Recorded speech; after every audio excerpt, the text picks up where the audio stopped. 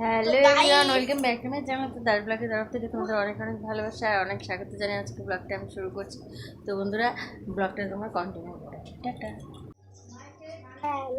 তো বন্ধুরা, এই যে দেখো চলে এলাম সকাল সকাল, বেশ স্নান ধান সেরে চলে এসেছি। আর সকালে টিফিন খাওয়া হয়ে গেছে। এই যে দেখো কাতল মাছ এনেছে বাজার থেকে। আর এই যে তোমাদের দাদা ভাই এখনও খায়নি, ওকে এক পিস মাছ ভেজে দিচ্ছি। তো এখন ভাতটা দিয়ে দেবো ওকে। আর এই যে দেখো দুপুরে রান্নার জন্য একবারে কিন্তু আমি মাছগুলো ভেজে নিচ্ছি। চলো আজ কি রান্না করছি সবটাই তোমরা দেখতে পাবে। তো এই কাতল মাছটা রান্না করব, খালি আলু কেটে নিয়েছি, সেই আলু দিয়ে হবে কাতল মাছের ঝোল। আর পাশে দেখতে পেলে তোমরা ফুলকপি সেদ্ধ করা আছে, তো ফুলকপির বড়া হবে। আর আজ রাতে কিন্তু বিরিয়ানি বানাবো, সেটাও তোমাদের সামনে তুলে ধরবো। তো ব্লগটা আশা করি দেখো, তোমাদের ভালো লাগবে। তো শীত পড়তে না পড়তেই কিন্তু শীতের খাওয়া দাওয়াটা আরও বেশ রমরমা শুরু হয়ে যায়। দেখো এই যেখানে ফুলকপির বড়া হচ্ছে। তো শীতকালে বলতে পারো এই ফুলকপির বড়াটা কিন্তু ভীষণই সবারই প্রিয়। আর বিশেষ করে আমাদের বাড়িতে প্রত্যেকেই ভালোবাসে।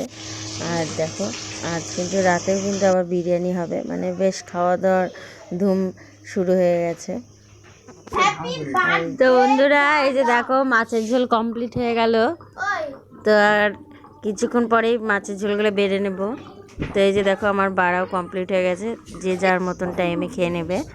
তার যে দেখো মূলা ভাজা করেছি সাথে। আর এই যে ভাতটা কিন্তু হয়ে আসে মধ্যে।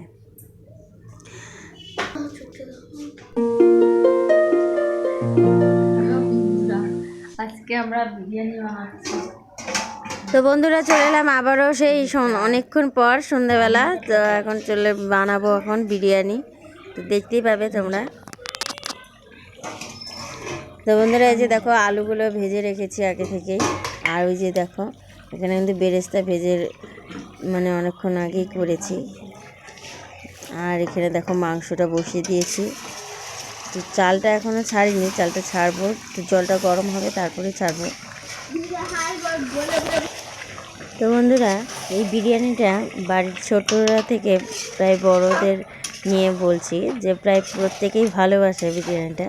তো আমার শ্বশুর বাদে প্রত্যেকেই ভালোবাসে খেতে, তাই প্রায়ই করা হয়।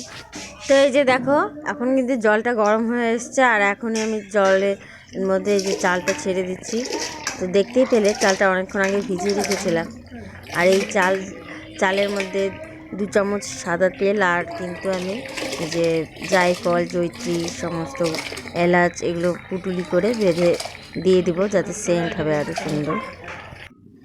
তো বন্ধুরা এই যে দেখো ভাতটা কিন্তু হয়ে গেছে। ভাতটা আমি নামিয়ে রেখেছি অনেকক্ষণ আগেই। আর এই যে মাংসটাও হয়ে আসার মধ্যে, আর হাতে দেখছো আটা মাখা। তো বিরিয়ানির যে বসাবো তার হাঁড়ির চারপাশে আটাটা দিতে হয়, তার জন্য আমি মেখে নিয়েছি। তো একটু বাদই বসিয়ে দিব বিরিয়ানি। তো এই যে দেখো মাংস প্রায় কিন্তু হয়েই এসছে। তো চলো দেখতে থাকো তোমরা। আর এখানে দেখতে পাচ্ছ মাংসটা বসানোর আগে কিন্তু আমি এই চিকেনের মধ্যে সমস্ত রকম মশলা, বিরিয়ানি মশলা, টক দই এসব দিয়ে মাখিয়ে 2 ঘন্টার মতো রেখেছিলাম। তো বন্ধুরা এই যে দেখো বিরিয়ানি বসানোটা তোমাদের দেখানো হয়েছিল না, একবারে ফাইনাল লুকটাই তোমাদের সামনে তুলে ধরলাম।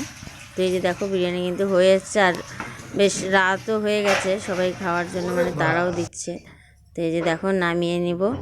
তো এখন এই যে দেখতেই পাচ্ছ পাশে থালাগুলো রেখেছি, তো সবাইকে এখনই খেতে দিয়ে দেবো। দেখো একদম গরম গরম ধোয়া উঠছে। তো সাথে চিকেন কষা দিয়ে আর এখন সবাইকে খেতে দিয়ে দেবো। দেখো কালারটাও কিন্তু বেশ ভালোই এসছে। তো একটু ঝাঁকিয়ে নিচ্ছি যাতে মশলাটা পুরোপুরি সব দিকে চলে যায়। দেখো খুব সুন্দর লাগছে কিন্তু কালারটা। তো চলো গরম গরম সবার জন্য এখন বেড়ে নিই। আর আজকের মতো ব্লগটা আমি এখানে শেষ করছি। তো বন্ধুরা, আমার ভিডিওটি ভালো লাগলে অবশ্যই লাইক কমেন্ট শেয়ার করো। আর যারা এখনও চ্যানেলটি আমার সাবস্ক্রাইব করনি তাদের কাছে আমার অনুরোধ থাকলো, তো তারা অবশ্যই সাবস্ক্রাইব করে দিও।